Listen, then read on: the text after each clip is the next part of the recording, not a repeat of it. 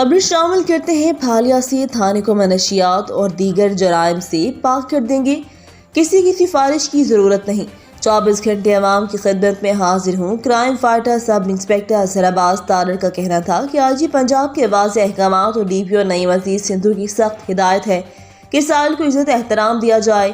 صدر district press club Shahzad حسن چودھری نے سوال کیا کہ تھانوں میں سیاسی مداخلت بڑھ گئی ہے، کیا آپ اس سے کتنے متاثر ہیں؟ جواب میں SHO تھانہ قادرآباد کا کہنا تھا، میرے تھانے میں کوئی سیاسی مداخلت نہیں، صحافی برادری کا شکر گزار ہوں کہ ہمیشہ کرائم کے خلاف ہمارا ساتھ دیا۔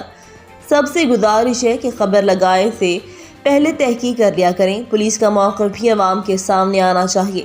لوگ اپنی مرضی کا انصاف چاہتے ہیں، جو ممکن نہیں۔ آپ پر الزام ہے کہ آپ لوگوں سے نرم رویہ رکھتے ہیں، جس کا ملزمان فائدہ اٹھاتے ہیں۔ جواب میں SHO تھانہ پھالیا اظہر عباس تارڑ نے کہا، جب تک کسی پر جرم ثابت نہیں ہوتا تب تک ہمارے لیے سب برابر ہیں۔ صرف میرٹ پر کام کرتا ہوں اور میرٹ کم لوگوں کو چاہیے، سب کو فیصلہ اپنے حق میں چاہیے، لیکن DPO نعیم عزیز سندھو کی ہدایت کی روشنی میں میرٹ ہوگا اور شہریوں کے جان و مال کا تحفظ کرنا ہمارا فرض ہے۔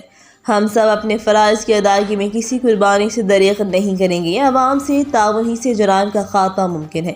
مزید خبروں سے باخبر رہنے کے لیے وزٹ کریں rednews.pk۔